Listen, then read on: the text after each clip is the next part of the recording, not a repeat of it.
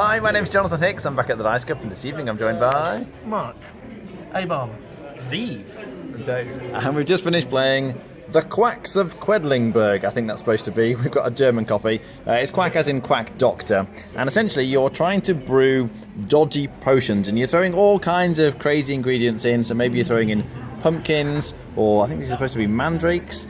And crucially, you have these, what were they called? Cherry blossoms. Cherry bombs. Cherry bombs. And if you're not careful, if you put too many of these in, the potion kind of explodes, and things don't go quite so well. But the way it works is, at the start of the round, you kind of wipe all these off, and they all go in your bag, and then you start pulling things around out of the bag. And everyone sort of does it at the same time. So you pull one out, and you put it wherever the drop is. So it's possible to advance this drop. You're trying to spiral outwards and get these to go as far as you can, like this. So if I draw one, it goes to the next space. So one just goes to the next space. If I draw... Oh, so some of them have special abilities. So like this one, these little booklet things tell you what the different special abilities are. But the blue one, for example, is you get to draw one out of the bag, and you look and you decide whether or not you want to play it. And that's not a white one. Crucially, you want to avoid getting the white ones. Now, if I were to draw, just as an example, one with a higher number, it goes a higher distance away. So this would go 1, 2, 3, 4 spaces away, because it's a 4. If you draw a white one, that still goes the number of spaces, that's going to be 1, 2, 3. But if the total values of the white ones, if I kind of keep drawing white ones, gets to 7 or more, then you go bust. So at this point, I've now got a total value of 6 in white, so I could sort of try and draw one out of the bag, but it's a real gamble. And I failed. So I've drawn a 2. So that would go there. And the kind of value of my potion is the next spot that you were kind of aiming to get to. But whether or not you went bust is quite important for later. So then everyone's doing this at the same time, and then you compare to see who got the highest, sort of the best potion. So in this case, I managed to get to 17. Although if you're bust, you kind of don't get to count in the best thing. There's a whole bunch of things that happen at the end of each round. So the first thing is whoever got the best potion without busting rolls the die and adds a little something. So this will get you victory points. Or it might be that you can get a drop movement. So my drop started here, but on my next round, if I could advance the drop to here, I'd sort of start higher up. So it makes it easier to get to the better movements here. There's also a nice little track at the bottom. You can advance this drop instead if you want. And when you advance this, you can get points or extra tokens to put in the bag. Then you're kind of activating various special abilities. So in terms of what these different chips do, some of them have abilities and some of them don't. So the pumpkins don't really do anything, they just sit there. But the mushroom things go further depending on how many orange ones you've already pulled out the bag. So that's quite nice. The blues I showed you already, let you look at ones. The yellow ones, if you pull a yellow one after a white one, so as long as I haven't got bust, if I would sort of pull a yellow one and it went after it like this, I can take the previous white one and put it back in my bag. So that helps you in terms of hoping not to go bust. The purple ones are crucial, one particularly for long, because they just score you points. This is the victory point symbol, and you can also get some rubies depending on how many purple ones you get.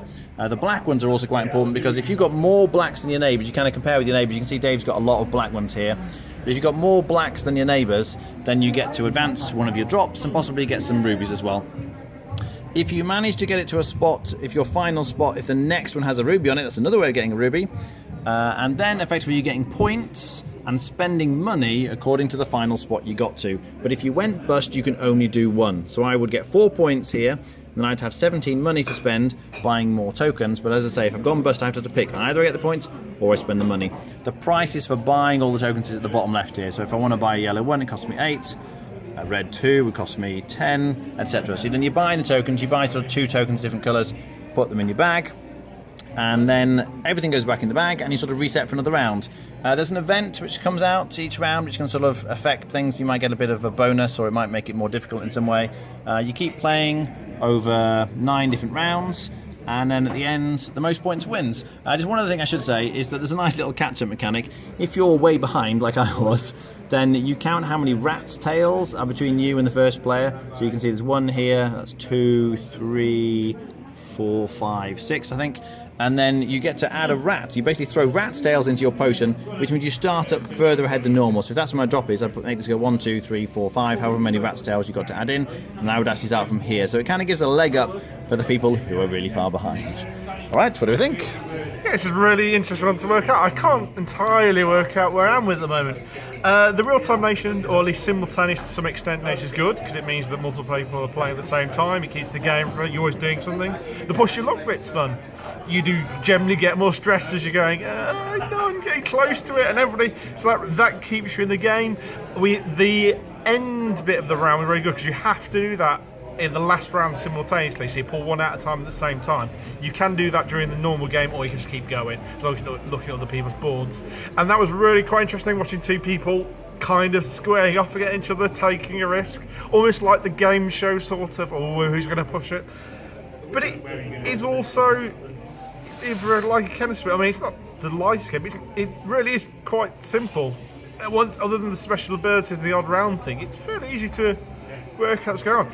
It's fun, but I'm not sure how many more times I'd want to come back to play it. I'll maybe play it once, twice more and I think I'd be happy, but it's fun. It's just, I'm not sure it's got the pill to pull you back into it.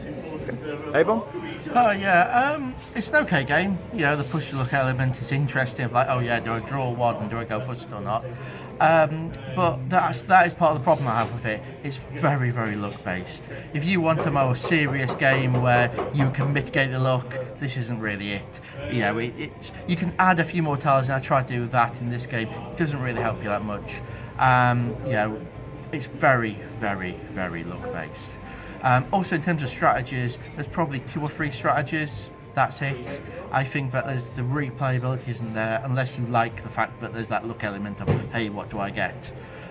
So yeah, it wasn't really buzzing for me. The only other point I'd say was the tokens themselves. The tokens that go around the board, the shades of them are very similar. So I do wonder if anyone was colourblind, if they might have a few problems actually working out which tokens for the points are whose. So yeah. That's it. Dave? Yeah, it's not a huge fan of push your luck games, but this one's quite charming. I liked how there were a few few different strategies you could go for, and I imagine it would be that the powers are double-sided, so if you can flip them, and then you'd have different game rules.